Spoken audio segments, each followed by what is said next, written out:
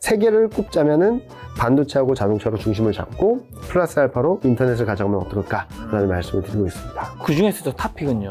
많이들 아시겠지만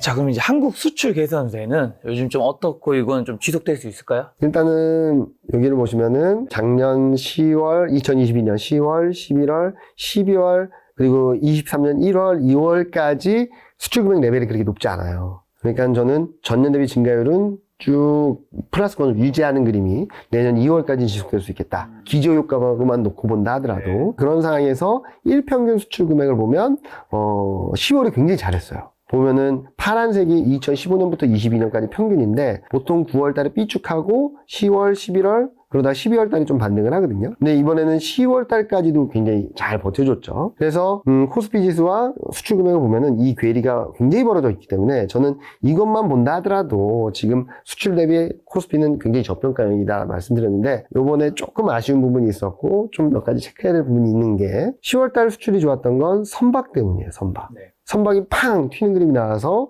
수출이 굉장히 잘 나온 것으로 보여지고 있는데 자동차도 잘했고 석유 제품도 굉장히 잘했어요. 디스플레이도 잘했고 OLED도 잘했고 근데 좀 아쉬운 거는 핸드폰도 잘했고요. 좀 아쉬운 건 반도체가 좀 꺾였어요. 그렇다고 해서 개선되는 흐름이 좀 완전히 무너진 거냐 그건 아니거든요. 우상향 수출 금액 자체가 우상향하는 그림이 맞는데 매년 3월, 6월, 9월 분기 말에 이렇게 밀어내는 효과들이 있다 보니까 그게 조금 약해지면서 좀 둔화됐다. 아마 11월, 12월 달에는 올라갈 거라고 생각하거든요. 이게 얼만큼 빠르게 올라갈지 좀 보셔야 될 것 같고요. 그리고 또 하나는 자동차. 저희 이코노미스트랑 말하면서도 자동차는 정말 미스테리다 라고 얘기를 하고 있는데 물가도 오르고 그렇게 하는데 이게 다시 퉁 떨어졌던 수출이 다시 연중 고점 수준으로 올라갔거든요. 이게 연중 고점을 치고 올라가는지를 좀 보셔야 될 것 같아요. 그래서 반도체, 자동차, 핸드폰 이런 수출 금액들이 11월 달에 좀 더 올라가는지 저는 올라갈 수 있다고 보고 있거든요. 그런 그림들을 좀 확인하시면 수출이 내년 2월까지는 지속적으로 플러스권이긴 할 텐데 전년 대비 변화율이 더 좋아질지 아니면은 조금 슬로한지 그런 것들을 확인하실 수 있겠다는 말씀드리고 있습니다. 자, 그럼 중국은 좀 어떻게 봐야 될까요? 미중 정상회담 가능성이 있는가요? 중국은 조금 헷갈려요 지금. 네. 왜냐면은 이번에 나온 PMI가 안 좋게 나왔거든요. 제조 PMI가 더 좋아질 거라고 예상했는데 예상보다 못하게 나오면서 다시 기준선 밑으로 내려갔고요. 6개월 만에 반등했던 서비스 PMI도 또 떨어졌고 아직까지 확정 국면이긴 하지만 그래서 중국 경기 다시 나빠지는 건가? 라고 하는데 거기 차이시냐 국가통계국에서 발표한 걸 보면은 연휴 영향이다. 국경절 동안 일주일 내내 쉬었잖아요. 그 영향이지 실제로 경기가 나빠지는 건 아니다 라고 얘기를 하고 있어서 소매 판매 산업 생산도 좀 살짝 둔화된다 하더라도 너무 걱정은 하지 말자 라는 말씀을 드리겠고요. 그리고 중국 경제지표들이 좀 좋아진 게 이제 막 정상화된 거예요. 마이너스 90에 있던 경제지표 서프라이즈 인덱스가 이제 플러스 된 거라서 이 정도까지 올라갈 수 있는 룸이 있다라는 말씀을 드리는 거고 그리고 전년 대비 변화율을 보면 23년 4분기에는 올라와요. 왜? 작년에 못했으니까. 그러니까 앞서 보여드렸던 이게 등락은 있다 하더라도 11월, 12월까지 우상향하는 그림을 보여줄 가능성이 높아서 저는 모멘텀은 살아나는 구간이다, 회복되는 구간이다라는 말씀을 드리고 있고 저는 중국 변수를 올해도 그렇고 내년에도 그렇고 또 다른 플러스 알파 그러니까 시장의 위쪽으로 시장 상승을 좀 위쪽으로 열어줄 수 있는 또 다른 트리거 포인트로 보고 있거든요.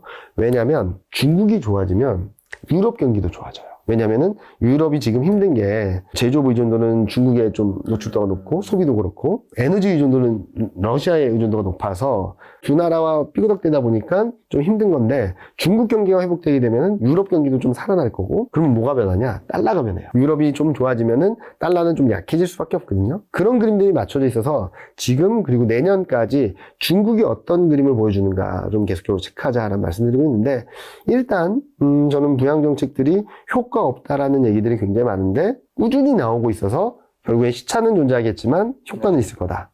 그게 내년쯤에 반영될 거다. 두 번째로는 이번에 10월 25일 날 중앙정치국 회의에서 GDP 대비 재정 적자 비율을 확 늘려버렸어. 확. 이게 무슨 의미냐면 우리 재정 집행 많이 해서 경기 부양하겠습니다. 위험한데 방어하겠습니다. 이 의지거든요. 과거 사례를 보면 연말 연초에 정했던 이 재정 적자 비율을 연중에 바꾸는 경우는 거의 없었어요. 되게 이례적이거든요.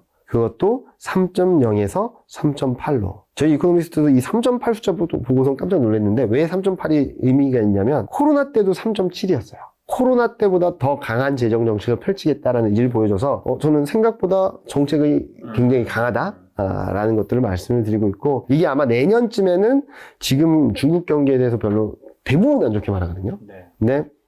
생각보다 좋네? 라는 그림들을 만들어주지 않을까라는 생각을 하고 있고, 또 하나는 미중 정상회담이 좀 구체화되는 듯 해요. 어느 누구도 확실하게 합니다! 라고 말하진 않고 있는데, 어느 정도 의견 조율 과정이 있는 것 같다라고 생각을 하고 있어요. 근데 저는 이게 이스라엘 하마스 전쟁 때문에 정상회담이 좀 더 가시화되고 있다고 말씀드리고 있는데, 왜냐면은 러시아 우크라이나 전쟁을 아직 하고 있죠. 이스라엘 미국 말 안 듣죠. 여기에 중국이 대만까지 건드리기 시작하면 이거는 걷잡을 수 없는 상태가 돼버릴 수 있거든요. 그래서 미국 입장에서는 러시아 우크라이나 전쟁, 이스라엘 하마스 전쟁, 대만 북한 문제까지도 중국과 어느 정도 단도리를 치면서 조금은 더 이상 지정학적 리스크 확대되는 그런 그림들을 좀 제어하지 않을까라는 말씀을 드리고 있고요. 그런 과정에서 미국 채권에 대한 문제도 말을 하겠죠. 중국은 수출 통제에 대한 문제들을 말하게 돼서 일정 부분 합의가 나온다거나 아니면 일정 부분 두 정상이 나와서 공식적으로 좀 이런 것들은 좀 진전 있게 가겠다라는 말을 하면 미중 갈등이 끝없이 고조될 거라는 기대감들이 좀 약해지면서 중국을 바라보는 시각이 조금 더 좋아지지 않을까라는 예상을 하고 있습니다. 제가 여러 번 말씀드렸지만 미중 갈등이 있다 하더라도 서로 피 터지게 싸우진 않을 거다라고 생각을 했거든요. 왜냐면은 여기 보시면은 대미국 수출, 대미국 수입은 규모 자체가 코로나19 이전보다 높아져 있어요. 서로 간의 의존도가 아직까지 높다라는 의미거든요. 그렇기 때문에 저는 지금 현재 시점에서 미중 갈등은 고조될 수밖에 없는데 그게 서로 간의 경제에 피해를 줄 정도는 아니다 라는 말씀을 드리고 있고, 이번 미중 정상회담이 현실화된다면 그 안에서 어떤 결과든 작든 크든 결과물을 내놔야 되기 때문에 정상회담이 된다는 것 자체로도 시장에는 긍정적인 영향을 줄 수 있겠다라는 말씀을 드리고 있죠. 그래서 중국은 지금 2900, 2950선에서 지지력 테스트를 하고 있지만 이 완전히 깨고 내려가는 그림이라기보다는 세 번째 지지력 테스트 과정으로 연말에는 3100, 3200 돌파 시도가 좀 가시성 있게 보여지지 않을까 라는 말씀드리고 있어서 지금부터는 중국을 너무 나쁘게 보지 마시고요. 더 나빠지지 않는 흐름, 앞으로 조금 더 좋아질 수 있는 게 뭔가 이런 포인트를 찾아보신다면 좋지 않을까 생각을 하고 있습니다. 자, 그럼 한국 기업들 3분기 실적 시즌은 지금 어떻게 진행 중인가요? 최근 실적 뭔가 불안하다고 하던데. 일단은 표면적으로 보면 좋은 것도 있고 나쁜 것도 있어요. 일단 종목 수 기준으로는 코스피는 한 49%, 코스닥은 13% 정도 실적이 발표됐는데 컨센서스 예상보다 못한 기업들은 55%가 넘어요. 실적이 쇼크를 기록하면 30%가 넘어요. 근데 이상하게 컨센서스 예상분 대비 합친 영업이익 변화를 보면 예상보다 좋네, 순이익은 더 좋네 라고 할 수 있는데, 이거는 일부 반도체 업종, 일부 에너지 업종, 일부 2차전지 업종들, 특히 큰 애들이 실적이 잘 나와서지 시장 전반적인 흐름이 좋았던 건 아니에요. 오히려 실적 시즌 지나면서 4분기 영업이익 전망이 좀 쭉 내려가고 있거든요. 그래서 다행히 반도체는 버텨주고 있지만 반도체를 제외한 유틸리티, 조선 이런 것들이 막 내려가고 있어서 지금은 실적이 조금 불안정한 흐름이다. 그래서 최근 2024년을 전망하는 데 있어서도 뷰가 되게 많이 엇갈리거든요. 최근 실적 전망 하향 조정이 본격적인 하향 조정이 시작이라고 보면은 내년 이익에 대해서는 되게 못 믿는 거예요. 디스카운트를 해줘야 되기 때문에 저는 그 의견이 일부 맞을 수 있다라고 보고 있지만, 저는 눈높이 조정 과정이지 실적이 개선되는 방향성에는 크게 영향이 없다라고 생각을 하거든요. 그래서 눈높이 조정 과정이 진행 중이다. 이게 3분기 때 얼만큼 레벨 다운 됐는지 조정되는지가 문제일 뿐이지 실적이 좋아지는 그림은 깨지지 않을 거다라는 말씀을 드리고 있고요. 3분기는 거의 지났으니까 4분기를 보면 2분기 대비 반도체가 5조 4천억, 4분기에 레벨업 될 거라고 전망이 들어와 있거든요. 다행히 반도체가 잘 버텨주니까 실적이 하향 조정된다 하더라도 크게 충격을 받지 않는 그림이고, 원래 유틸리티가 이렇게 높았는데 이게 쭉 떨어졌어요. 에너지도 한 2조 몇 대는 떨어졌고, 눈에 띄는 부분은 자동차예요, 자동차. 자동차는 2분기 대비 4분기에 또 감익이래요. 근데 그 정도는 아닐 것 같거든요. 아까 보여드렸던 수출 데이터를 보시면 10월 달에 연중 최고치가 근접했고 11월, 12월 달 걸 봐야 되겠지만 이 정도 레벨이면 2분기 대비 감익은 아니거든요. 그래서 반도체, 자동차 이 두 가지를 좀 포인트로 놓고 보시면 좋지 않을까라는 생각을 하고 있습니다. 그리고 내년까지 이익 전망 변화율을 본다 하더라도 전월 대비 변화를 보면 반도체 자동차가 뿔뚝 이렇게 올라와 있죠. 네. 그래서 반도체 자동차가 지금 실적 측면에서도 좀 선방을 해주고 시장을 지켜주고 있다라고 보시면 될 것 같고, 그동안 실적을 견인해줄 거라고 기대했던 유틸리티, 조선, 화학 이런 업종들은 좀 레벨 다운되고 있어서 네. 좀 눈높이 조정 과정이 좀 크게 나오고 있다. 호텔 레저, 화장품 의류도 중국 여행 재개 소식에 굉장히 기대했던 부분들이 좀 톤 다운되고 있다. 나빠지는 그림이라기보다는 올라오는 그림인데 이렇게 올라올 거로 기대했던 게 정상화되는 과정이지 이게 실적이 나빠지는 그림까지는 아닐 거다라고 생각하고 있습니다. 특히 12개월 선행 EPS를 보면 요즘 등락은 있거든요. 근데 24년 분기별 이익 전망을 보고 25년도 이익 증가율이 20%인 걸 감안해 보면 12개월 선행 EPS는 등락이 있다 하더라도 우상향하는 그림이라서 올해뿐만 아니라 내년까지 실적이 나빠진다, 지금보다 레벨 다운된다 라고 보기보다는 방향성 자체는 우상향이다. 근데 눈높이가 높은 데 따른 조정 과정이 최근 진행 중이구나 라고 보시는 게 맞지 않을까라는 생각을 하고 있습니다. 자, 그럼 이제 시장 전반적인 얘기 들었으면 좀 뭔가 투자 방법 좀 여쭤보려고 하는데, 네. 자, 전체적으로 좀 어떤 전략 써야 될까요? 지금 1차 급반등이 2300 밑에 있던 게 2500까지 갔죠. 그게 좀 내려오고 있는데, 그러면 2차 반등, 2400 또는 2400을 깨는 그림에서 다시금 바닥을 잡는다면, 그 다음 흐름들은 어떤 게 나올까를 봐야 되는데, 지금 아직 2400 초반대네요. 네네네. 네. 자, 보시면은 8월에서 10월 31일, 8월 초부터 쭉 거침없이 내려왔거든요. 그리고 11월, 며칠 안 됐긴 하지만 쫙 치고 올라왔죠. 보시면은 낙폭과대 업종들, 철강, 화학, IT가전, 에너지, 조선 업종들이 11월 반등을 주도한 건 맞아요. 네. 그리고 덜 하락했지만 그래도 좋았던 업종들이 증권, 은행, 반도체 이런 업종들이에요. 이런 업종들. 자, 그러면은 8월 이후 최근 반등이, 어제 반등이 나왔을 때까지 그래도 아직까지 싸다라고, 가격적인 측면에서 싸다라고 말할 수 있는 건 조선, 화학, 기계, IT가전, 철강, 에너지. 2차 전지랑 조선 기기예요. 그래서 앞서 말씀드렸던 이 업종들의 반등이 나올 수 있다고 말씀을 계속적으로 드리는 부분이죠. 그래서 앞서 보여드렸던 공매도 잔고가 높은 금액, IT가전, 화학, 정화관리 이런 업종하고 여기 보시는 조선, 화학, 기계, 철강, 에너지 보면은 2차 전지가 또 이렇게 교집합이 돼 있거든요. 그래서 2차 전지 반등 여력은 남아있다. 라는 말씀을 드리겠고요. 근데 2차 전지에 더 집중을 하기보다는 저는 2차 전지가 반등이 나올 때마다 어제 같은 반등이 나왔을 때 전 또 그렇고 이번에 쭉 다시 밀렸다가 반등이 나올 때 저는 이쪽으로 좀 포트폴리오 비중을 높이자라고 말씀드리는데 실적되고 수급되는 쪽들을 봐야 될 것 같아요. 실적이 되는 업종은 반도체, 상사자본재, 조선은 좀 꺾였다가 올라가고 있죠, 다시. 인터넷. 이런 업종들이 실적이 올라오고 있고, 외국인 수급을 어제 종가까지 본 건데, 반도체, 상사자본재, 조선은 조금 슬로해졌다가 다시 올라오고 있고, 소프트웨어도 좀 살려고 하는 그림이고, 보시면은 화학, 철강은 더 팔았어요, 어제. 에너지 조금 올라오고 IT가 조금 올라오는데, 실적이 뒷받침되면서 외국인이 현재 적극적으로 사는 게 반도체하고 상사자본재 이 두 가지고요. 상사자본재가 어떤 쪽이에요? 방산, 지주사 이런 쪽들이 들어가 있어요. 그리고 뭐 일반 기계 업체들도 들어가 있고 지주사 비중이 좀 높긴 해요. 자동차는 뭐 여기 어디에 들어가는 거예요? 자동차를 보시면은 반등을 할 때는 올라오긴 했지만 지금 자동차 실적은 좋은 건데 자동차는 지금 저도 되게 매력적이라고 생각을 하고 있는데 지금 가격 메리트가 그렇게 세지도 않고 실적은 올라오는데 외국인이 조금 최근 좀 팔았어요. 그래서 그런 부분들은 조금 확인해야 될 부분이 남아있다라는 말씀을 드리겠고요. 지금 시점에서 봐야 될 것은 반도체, 상사자본재, 그리고 좀 하나 플러스 알파로 본다면 조선 업종은 조금 살고 있고요. 그리고 변화의 조짐이 나타나는 건 인터넷. 이 정도로 보시면 될 것 같고, 자동차도 저는 되게 매력적이라고 생각을 하고 있는데, 자동차는 좀 천천히 사셔야 될 것 같아요. 지금 외국인 수급이 아직까지 세게 들어오질 않고 있어서, 자동차는 조금 천천히 보자. 실적은 계속적으로 좋아지는 그림이긴 한데, 자동차는 흔들릴 때마다 좀 모아가는 그림. 만약에 이번 주, 다음 주 지나면서 2차전지 반등이 또 나오고 그렇게 될 때마다 반도체, 상사자본재, 조선, 인터넷 쪽으로 딱 복가대주 중에서 인터넷, 조선 업종을 좀 눈여겨보자라는 말씀을 드리고 있습니다. 근데 말씀하신 자동차에서 현대차, 기아 같은 경우는 다른 업종 대비 실적이 깎이지도 별로 않았잖아요. 맞아요. 실적이 좋은데 원래 우리는 이제 주가는 실적에 비례해서 맞아요. 결국에는 이제 강아지와 주인의 산책 같은 거 얘기 많이 하는데 왜 이렇게 관심 못 받는 거예요? 아까 실적 전망에서 보셨던 것처럼 3분기도 그렇고 4분기도 그렇고 실적 피크아웃 논란들이 계속 있어요. 실적이 더 좋아지겠어? 앞으로 실적 안 좋아지겠는데? PR 3배, 4배? 이건 싸긴 한데 실적이 꺾이면은 별로인데 매력적이지 않은데? 라고 생각을 하는 것 같아요. 근데 저는 이제 실적 시즌 지나고 실적이 리바이즈 되면서 좀 상황이 바뀔 수 있다고 생각하거든요. 앞서 보여드렸던 것처럼 실적 전망도 올라오고 있고 그런 그림들이 나와서 저는 자동차는 계속적으로 들고 가야 된다 라는 말씀드리고 있고, 지금 저는 내년 탑픽을 봤을 때 자동차도 포함될 수 있다 라는 말씀드립니다. 자, 반도체 상사 자본주의 조선 소프트웨어 좋다고 이제 지금 이미지가 뜨고 있는데, 말씀하신 업종도 그럼 2024년까지 끌고 가도 괜찮은 건가요? 대부분 괜찮을 것 같긴 해요. 근데 몇 가지 포인트만 말씀해 드릴게요.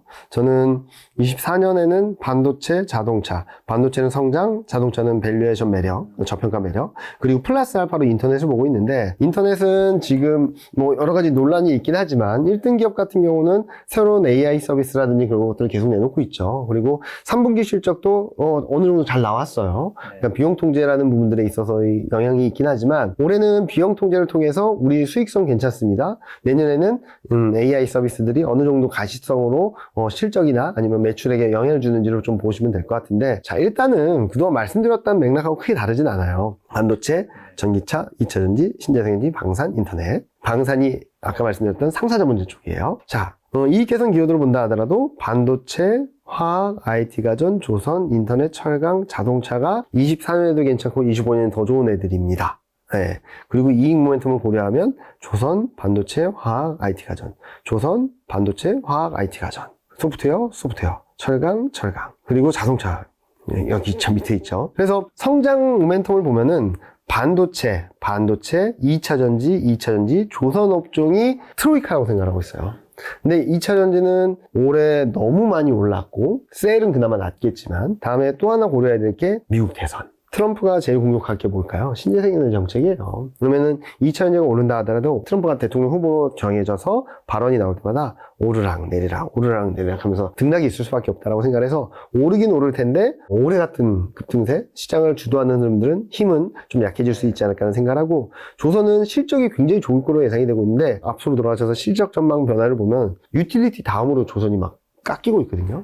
그거는 수주는 굉장히 많이 받았는데, 뉴스 한번 보셨으면 아실 거예요. 인력이 부족해서 난리다. 근데 최근 뭐 동남아라든지 해외에서 인력을 데려와서 납기를 맞추고 있다, 생산을 하고 있다라고 하는데, 인력이 부족한 기간 동안 납기를 막 못 맞출 수 있어요. 그러면은 수주 받았던 거에서 뭐 어느 정도 벌금이라든지 그런 것들을 내야 되는 상황이라서, 실적이 수주 들어온 것에서 이만큼 기대했던 게 좀 레벨 다운 될 수밖에 없는 것이 아닌가라는 고민들이 나와서, 지금 트로이카 중에서 반도체가 좀 남아있다라고 생각하고 있고요. 인터넷은 중하위권에 있던 게 이렇게 치고 올라오고 있어서 이익에 대한 기대감들이 조금씩 살아나고 있다. 자동차는 꼴찌인데 왜 사요? 앞서 말씀드렸듯이 3배, 4배 밸류에이션이 저는 좀 정상화될 수 있다고 생각하고 있어요. 트럼프가 되든 바이든이 되든 상관없이. 바이든이 되면 24년 연말, 24년 4분기 중에 미국 조지아 공장에서 미국 공장이 완성되거든요. 거기서 전기차 생산을 더 많이 하면서 IRA 수혜를 받을 수 있겠죠. 그러면은 전기차로서의 비중이 늘어난다는 측면에서 3배, 4배보다는 좀 높은 밸류에이션을 받을 수 있는 그림이 나올 수 있다고 보고 있고요. 또 하나, 트럼프가 되면 뭐가 좋냐? 지금은 전기차에 대해서는 엄청나게 프리미엄을 주죠. 근데 내연기관차에서는 계속 디스카운트 하고 있습니다. 해외 대형 브랜드도 지금 많이 받아요. 5, 6배예요. PER이. 현대기아차는 뭐 3배, 4배고. 근데 트럼프가 당선이 되면 전기차 프리미엄이 정상화되는 과정에서 억눌려 있었던 내연기관차의 프리미엄이 좀 올라올 수 있다고 보고 있거든요. 그래서 저는 자동차는 밸류에이션 정상화, 반도체는 이익 성장, 그리고 소프트웨어는 플러스 알파 엣지를 줄 수 있는, 성장성에 대한 기대를 할 수 있는 부분들을 조금 더 체크해야 되지만 내년에 엣지를 줄 수 있는 전략이 되지 않을까 생각하고 있어서, 앞서 보여드렸던 업종들 중에 뭐 반도체도 괜찮고 조선도 괜찮고 뭐 상사자본재, 뭐 방산도 괜찮고 인터넷도 괜찮은데, 3개를 꼽자면은 반도체하고 자동차로 중심을 잡고 플러스 알파로 인터넷을 가져가면 어떨까라는 말씀을 드리고 있습니다. 그 중에서도 탑픽은요? 많이들 아시겠지만 반도체인데요. 일단은 이익 개선은 뭐 방향성 명확하다라고 생각합니다. 그리고 그동안 그랬듯이 엔비디아가 먼저 반도체 업황 좋아져요라는 시그널을 먼저 선행성을 보여줬죠. 요 회색, 파란색이 삼성전자 하이닉스인데 이 한국 기업들이 턴어라운드 하기 한 1년에서 한 3분기 전에 엔비디아가 먼저 턴했거든요. 이번에도 마찬가지로. 그런 턴하는 그림들이 먼저 보여줘서 예고편이 나왔다라는 생각을 하는 거고, 많은 분들이 그 얘기를 하세요. HBM이나 이런 것들 때문에 실적이 좋냐 나쁘냐라는 얘기를 하시는데, 저는 이 실적 전망에는 반도체 업턴 그리고 약간의 HBM, AI 수요가 약간 들어있다고 생각을 해요. 근데 저는 이 수요가 조금은 애드업 될 수 있다라고 생각을 하고 있어서 좀 반도체를 좋게 보자. 그리고 앞서 말씀드렸던 중국 변수를 보자고 했는데, 중국 좋아지면 이제 중국 소비주 시클리컬 봐야 되는 거 아니에요? 라는 말씀을 하시는데, 중국 소비주는 이미 중국 내에서 경쟁력을 많이 잃었고요.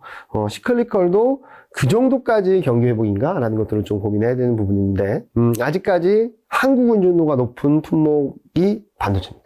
중국 경기가 회복된다고 하더라도 반도체 수요가 올라오는 그림을 보여줄 수 있어서, 기본적인 사이클, 여기다 AI 수요, 플러스 HBM 수요, 플러스 중국 경기 회복 가능성, 마지막으로 교체 수요. 2024년에 파리올림픽이 있거든요. 그때 교체 수요가 있는지 좀 기대를 해보고 있는데, 그 교체 수요에 대한 기대감들은 이번 연말 블랙 프라이데이 때 얼만큼 소비 패턴이 들어오는지 한번 체크해 보시면, 그러면은 2024년에는 글로벌 이벤트가 있는데 이때 교체 수요가 좀 들어올 수도 있지 않을까라는 생각을 할 수 있어. 연말 블랙 프라이데이 시즌 때 얼만큼 IT 가전이나 IT 기기가 소비되는지 한번 체크해 보시는 것도 좋을 것 같다고 생각하고 있습니다. 자, 그 외 소외주에 대한 관심 필요할까요? 소외주는 좀 어려운데, 일단은 주도주, 철강, 반도체, 조선, 자동차, 금융, 화학, IT 하드웨어, 디스플레이 이런 업종들이 시장을 이겼어요. 반도체 못한다 해도 올해 연초 이후 35% 올랐고요. 자동차 못한다 해도 20% 올랐습니다. 그러니까 주도주로서의 등락은 있을 뿐 시장에서의 주도력이 없어지는 건 아닙니다. 그렇다 보니까 너무 많이 올랐어, 싼 애들 봐야 되는 거 아니야? 라고 생각하실 수도 있을 것 같아요. 왜냐면은 연초 이후 수익률도 그렇고 6월 9일 코스피 2650 찍었을 때 이후 수익률도 그렇고 얘네들이 다 못했거든요. 근데 아직까지는 좀 힘들지 않을까? 반등 시도는 노릴 수 있겠지만 좀 적극적으로 대응하기는 어렵지 않을까? 일단은 실적이 올라오는 게 필수 소비재, 건강관리, 최근 좀 반등하는 게 화장품, 의류, 호텔 레저 정도예요. 외국인 수급이 들어오는 건 필수 소비재, 운송, 화장품, 의류 최근 들어오고 있고, 호텔 레저는 아직까지 안 들어오고 있죠. 실적과 쇼커버링 이런 것들을 고려해보면 호텔 레저랑 화장품, 의류는 쇼커버링 매수를 좀 고민할 수 있는 업종이다라고 생각하고 있고, 제약바이오도 마찬가지겠죠. 그래서 짧게 매매하는 게 맞다라고 생각하고 있고요. 소외업종들 중에서 좀 안정성을 택하신다면 필수 소비재, 이게 쭉 올라가는 그림이고 외국인 수급도 좀 들어오고 있어서 소외주 중에서는 필수 소비재가 그나마 좀 선방할 수 있는데, 다만 아직까지 전반적인 외국인 투자자들의 관심은 굉장히 약하다라는 말씀을 드릴 수 있을 것 같습니다. 알겠습니다. 팀장님과는 또 이제 마지막 남은 12월 달에 이제 2024년 시장 전망한 시간으로 뵐 텐데, 오늘의 이제 11월 투자 조언 한마디 주고 가신다면요. 많은 분들이 반등하면 더 갈 것 같고 떨어지면 더 떨어질 것 같은 생각들을 많이 하시는 것 같아요. 저는 제가 자료에도 여러 번 썼는데, 지금은 공포를 사고 기대 심리를 팔아야 되는 구간이다 말씀드리고 있거든요. 더 올라갈 것 같을 때 일단 정리하고 보는 게 맞고요. 더 내려갈 것 같을 때 사는 구간이 맞다라고 생각합니다. 그리고 특히 최근 시장 분위기가 더 나빠지는 그림보다는 조금씩 좋아지는 그림으로 가고 있어서 흔들릴 때마다 사는 게 맞는데 따라가면서 사는 시점은 아직은 아니다라고 생각하거든요. 그런 것들을 염두에 두시고 11월 6일 같이 급등이 나올 때는 좀 더 냉정하게 판단을 하실 필요가 있겠고, 그리고 또 급락이 나왔을 때는 좀 더 뜨겁게 판단을 해야 될 때가 아닌가. 근데 많이들 하시기 어려운 것도 알아요. 그래서 어제도 많은 분들하고 통화를 했는데 제가 2300 밑으로 가면 사라라고 말씀드렸던 분들이 지금 사야 되는 거 아니냐고 막 난리가 난 거예요. 그렇죠. 확인하고 사고 싶죠, 우리. 네. 근데 그보다는 지금은 상황 자체가 더 나빠지지 않을 테니까 많은 분들이 불안해하고 이거 뭐야? 이렇게 화를 낼 때 사시고, 우와! 더 올라갈 것 같아! 라고 할 때 일부 정리하셔서 또 다른 매수 기회를 찾아보시는 게 아마 11월 한 달 투자하시는데 조금 도움이 되시지 않을까 생각하고 있습니다. 당장 2,400이 깨진다면 오히려 그럴 때가 맞습니다. 네, 사야 될 때다. 사야 될 때다. 네. 신현님과 또 다음 달에 시간 마련하도록 하겠습니다. 오늘 만나는 손님은 이경민 팀장님이었습니다. 지금까지 소중한 시간 함께 해주셔서 정말 감사합니다. 오늘도 김 작가였습니다. 고생 많으셨습니다. 감사합니다.